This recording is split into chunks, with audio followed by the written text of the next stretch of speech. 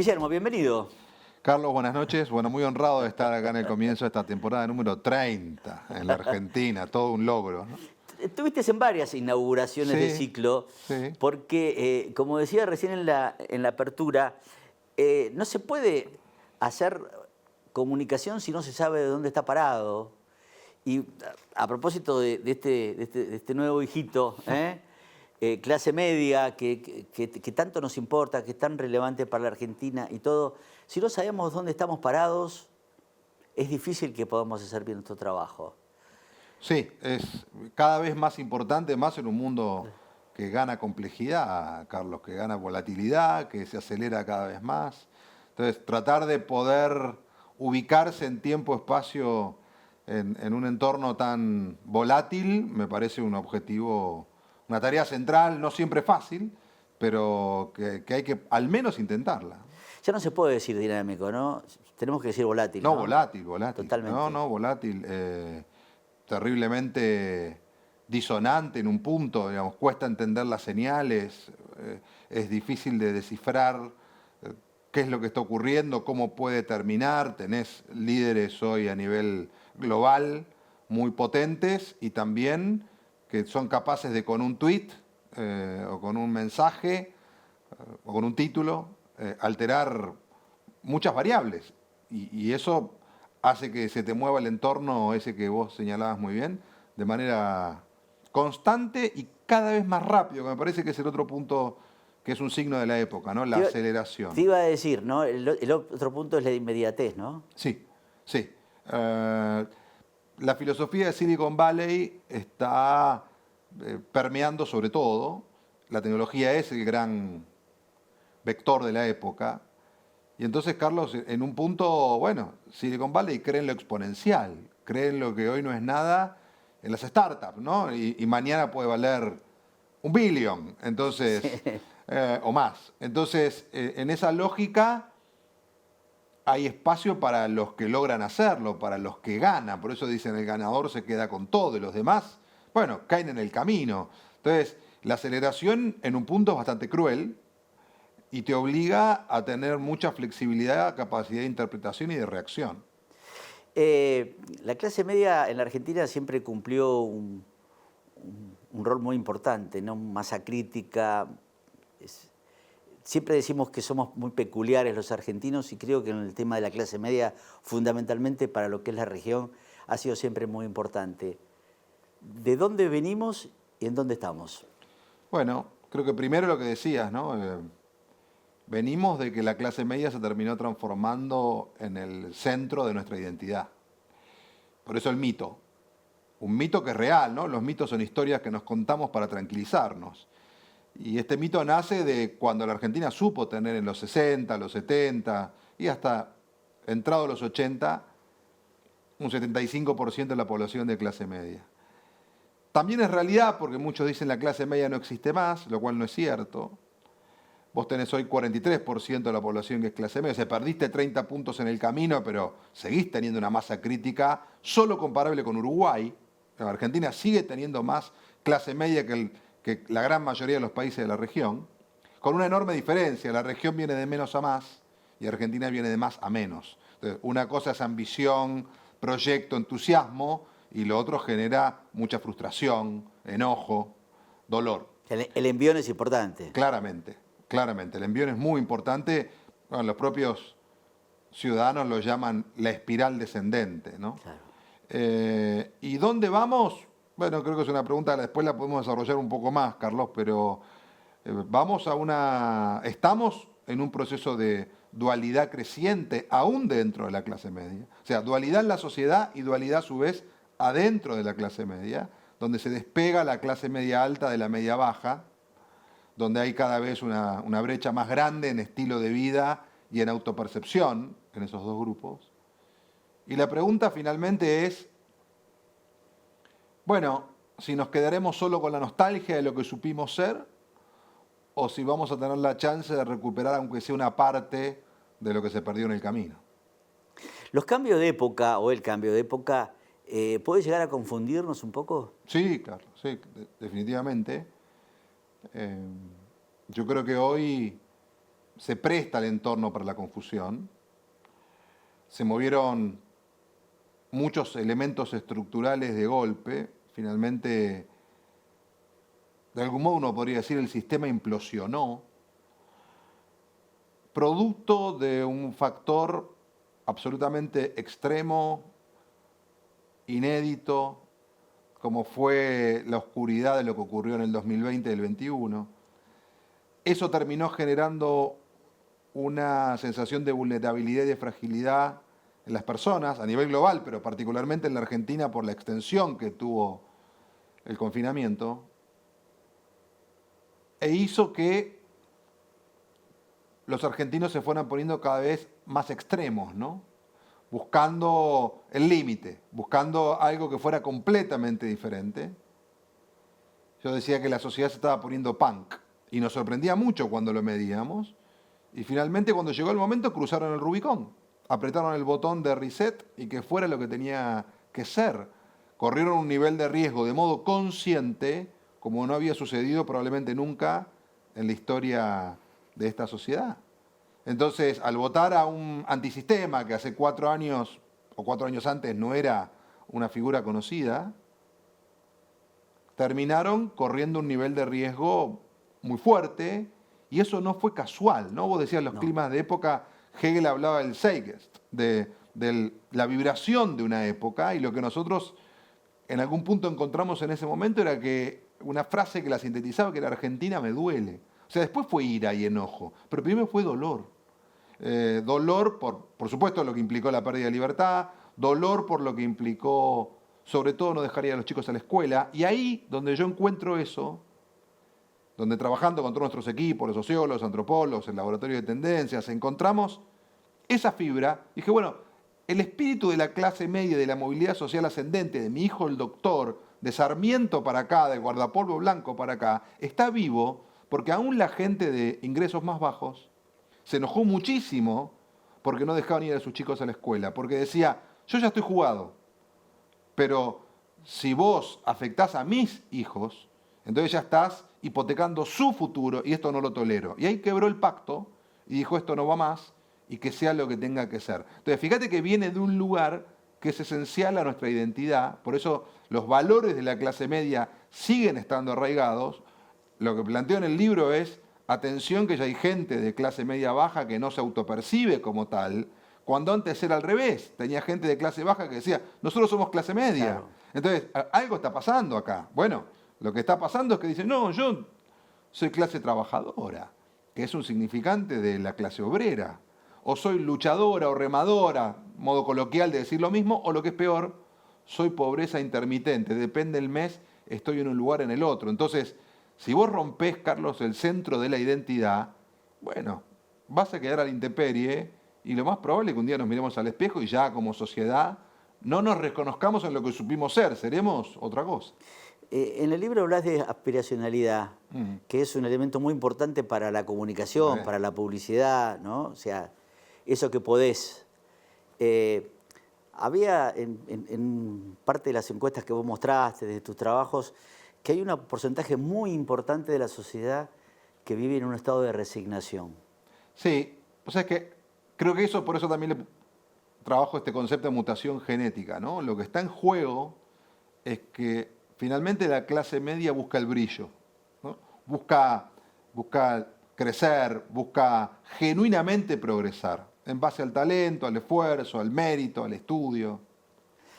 Incluso ahora estar dentro del sistema ya es un triunfo. Ni que hablar.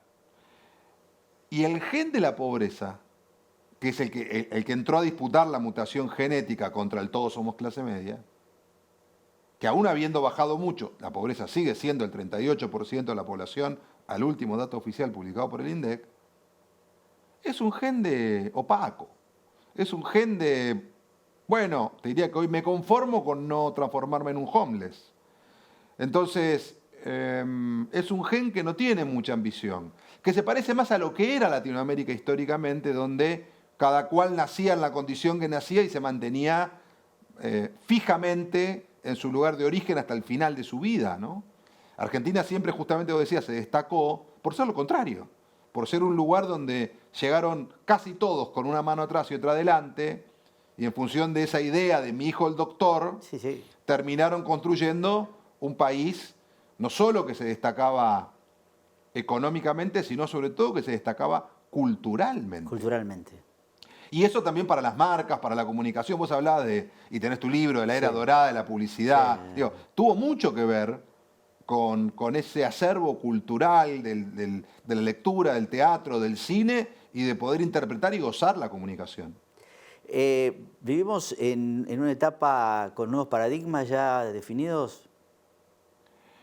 Yo creo que vivimos en una etapa en un gran proceso de transición, te diría paradigmas en disputa, de alguna manera.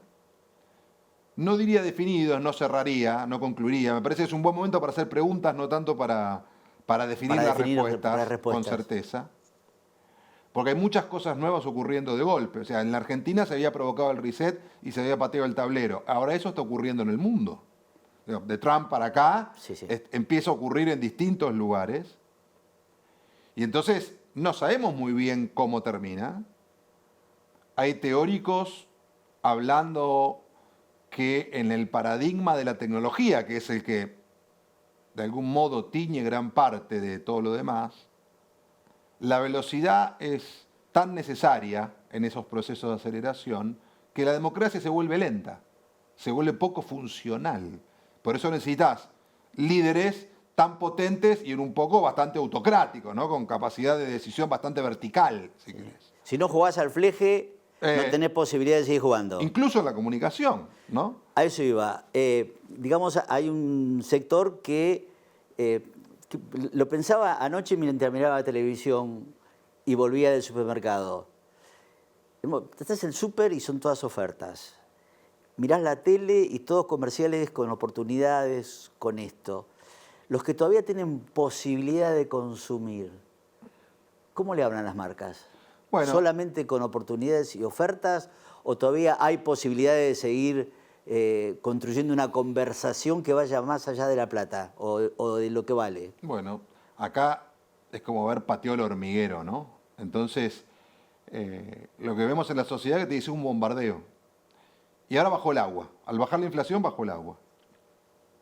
Entonces, después del bombardeo, dicen, bueno, ¿me contás tu historia de nuevo? Yo creo que las marcas están en un momento de volver, pero esto ya lo dijimos mil veces. Mil una. ¿Por qué? Porque empezó todo otra vez. Entonces, y ahí es cuando uno tiene que bajar hoy propuesta de valor. Sí, lo que encontramos, Carlos, es un consumidor con una palabra muy linda, que es asertividad. La asertividad se vincula con lo ecuánime, con cierto equilibrio. Viniendo de ese momento tan límite y tan vulnerable, la gente quiere disfrutar. Yo contaba en la presentación del libro algo que cito a Eric Morin, el maestro de la teoría del pensamiento complejo, que él dice, el buen vivir, que tiene que ser la ambición del ser humano, es la mezcla de prosa y poesía, ¿no? La prosa es esfuerzo, trabajo, la poesía es premio y celebración. Entonces, en esa mezcla está el secreto. Y Morin tiene 103 años y sigue escribiendo. Y cada vez escribe, dice, muchachos, más poesía que va por acá la cosa, ¿no? Bueno, entonces, como la gente vino de vivir una instancia muy límite, en el mundo, pero particularmente también, como decíamos antes, en la Argentina, el error sería pensar que a pesar de la restricción económica, solo es plata. Sí. ¿Por qué? Porque en la asertividad lo que te dicen es para. Me importa el pricing, me importa el dinero, me importa qué me das por ese dinero y me importa también cuál es tu componente o tu carga simbólica, tu magia alrededor de esa ecuación. O sea, es una ecuación y tiene que ser una ecuación móvil que depende de las categorías, depende de los perfiles. Obviamente donde hay más resto hay más chance y donde hay menos resto, hoy te dicen, esos de que te decía clase media empobrecida, la parte, si querés, baja de la clase media baja, y después ni que hablar la baja, Sí. dice, acá no hay primera marca de nada en casa, ¿eh? Claro. Olvídate. El mes termina el 20. Entonces, lo otro que tenemos que entender de Argentina, como parte del cambio de paradigma, cuando le preguntamos a la sociedad que dibuje aquella clase media mafalda de los 80, la que construyó el mito de los 60, te dicen clase alta, media, baja, la pirámide de la Argentina. Hoy le decís, me la dibujás, estás en un Rogel. O sea, pequeños fragmentos, ¿no? Entonces, es un mercado mucho más complejo en ese sentido, Carlos. Porque hay que poder interpretar en cada uno de esos lugares tono, modo, propuesta, producto, precio. Está bueno tener en el pensamiento o en la cabeza uno qué es la clase media hoy, qué tiene, qué aspira. Bueno, primero, partamos de un lugar de la homogeneidad que era aquella. Sí. Aquella, su gran sueño era la casa propia. Sí. Porque venía de un origen inmigrante, porque el inmigrante arraiga cuando tiene su casa, porque el país hacía crisis cada 10 años, entonces eso les permitía sentirse seguros. Con la revolución de la tecnología, que genera la hipertrofia del deseo, porque vos no podés desear lo que no conoces, pero cuando ves todo en una vidriera infinita, empezás a desear mucho más las low cost, más la pérdida del sueño de la casa propia luego de la crisis 2001-2002, la gran motivación de la clase media fue el mundo, viajar. Después tenía otras, por supuesto, el shopping, la tecnología, indumentaria, bien. Hoy se te abren esos sueños. La clase media alta, que es lo poco que nos quedó de aquel paradigma Mafalda, todavía sigue soñando con ese mundo del buen vivir, con equilibrio, con el bienestar, con la casa propia, el auto, el viaje. Y el viajecito de vez en cuando. Bien. La clase media baja, Carlos, lo que te dicen hoy es, me calmo con tener la heladera llena. O sea, ahí ves dos Argentinas. Una ruptura muy fuerte. Una ruptura muy fuerte, una fractura expuesta. En la charla hablaste sobre, sos optimista por el futuro, hablaste de Vaca Muerta, hablaste de la tecnología y el campo, hablaste de muchas cosas que hacen que uno pueda ser optimista. El autoabastecimiento energético, la posibilidad de exportarlo. Pero vos hablabas cómo se puede linkear Vaca Muerta con el conurbano bonaerense. Voy a hacer una distinción semántica y de algo que aprendí de grande. Hay un libro de Terry Eagleton, un crítico cultural inglés muy famoso, que se llama Esperanza sin optimismo. Esperanza sin optimismo. Y él dice, distingue la esperanza del optimismo. Porque dice, el optimista espera a que las cosas ocurran. La esperanza comprende que pueden salir bien, igual que el optimista, pero provoca que ocurran. Entonces, yo estoy más esperanzado, si querés, que optimista, en el sentido de que hay una oportunidad real, por eso digo esperanza realista, calculado por ABCBEP y Ecolatina, el ticket en el 2033 que puede tener la Argentina de ingresos extra por esos 4 sectores que dijiste, oil and gas, minería, agro e industria del conocimiento e industria creativa, etcétera, es entre más 60.000 y más 80.000 millones de dólares con respecto al año 2024. O sea, es otro país. Primero, para llegar hasta ahí, Carlos, faltan unos cuantos años en Argentina cuando las cosas se ponen vertiginosas, cada día es un mes, ¿no? Digo, todavía no estamos ahí. 2, suponiendo que llegamos y concretamos eso, que sería un logro extraordinario, porque a diferencia de los 90, lo que hicimos fue vender recursos que ya estaban, acá sería generar recursos propios y que además generan todos los años, y la mitad no tienen riesgo climático, tendrán riesgo de precio mundial, como ahora que bajó el petróleo y demás, el precio del petróleo. La pregunta es, ¿de qué modo eso conecta con los lugares donde hoy hay más problemas de todo tipo, los conurbanos de la Argentina? Y si finalmente ese dinero nos va a llevar a ser algo más parecido a Noruega, que encontró petróleo de ultramar, armó un fondo contracíclico, y eso le permitió profundizar el estado de bienestar, tener unas sociedades más equilibradas y con mucho PBI per cápita del mundo, o vamos a ir más parecido a un modelo estrictamente extractivo, como hay en distintos países de África, yo decía Angola, por decir uno, que puede tener los recursos y después puede tener 90% de la población viviendo muy mal. Bueno, las dos cosas son posibles. Alguien me decía el otro día, ¿y no podrá haber algo en el medio? Por supuesto, alguna cosa en el medio, pero me parece que es una pregunta, por supuesto no tiene respuesta, pero es una pregunta que vale la pena empezar a hacerse, porque eso está a la vuelta de la esquina. El presidente que gane la elección del 2027 empieza a gobernar con buena parte de ese ticket en la mano. En la mano. Vos tenés en cuenta que gobierna casi a partir del 2028. Entonces, podemos tener otra Argentina. La pregunta es, ¿y qué Argentina vamos a querer? ¿Una Argentina donde nos alcance con eso, con tener los recursos y que sea lo que tenga que ser? ¿O donde querramos volver a recuperar al menos una parte de esos jirones de clase media y de valores de esa sociedad que se fueron perdiendo en toda esta espiral descendente de 50 años, ¿no? ¿Te gusta el fútbol, no? Mucho. Sí, Vamos claro. a ponernos en términos futbolísticos. Dale. Estamos en el vestuario, ya estábamos, viste, ya precalentamos, masaje, charla técnica, ¿no? Nos abrazamos así, miramos. Y tenemos equipo, o somos un equipo para jugar más contra Angola o contra Noruega. Contra Suiza, no sé. ¿Eh? Buscame algo en el medio, busquemos uno en el medio. 0-0 contra Noruega. No, sí, firmo. ¿Firmás? Sí, recontra. Sí, olvídate. Olvídate. Para lo que ha hecho Argentina en los últimos, por lo menos los últimos 50 años, Carlos, salir de acá, que fue lo que de alguna manera está buscando la sociedad, y empezar a construir, ya es mucho, ¿eh? Por ahora estamos en la etapa destrucción. Bueno, fantástico. Empezar a recuperar, a construir, a volver a soñar para una sociedad que había perdido la mirada más allá de una semana, ya sería un montón. Vamos a unir el fútbol con las apuestas. Dale. No te voy a pedir que apuestes. Voy a apostar porque le vamos a ganar a Angola 2-1. Bueno, muy bien, muy bien, muy bien. Vos sos optimista, yo soy pesimista. Ganarle 2-1 a Angola sería No, terrible. bueno, pero por lo menos no seamos Angola, no perdamos con Angola. Vos decís, podríamos estar peor. No peor, porque Argentina no es eso, ¿no? Ahora ya saliendo ahí de la broma, Argentina está lejos de ser Angola. Sí.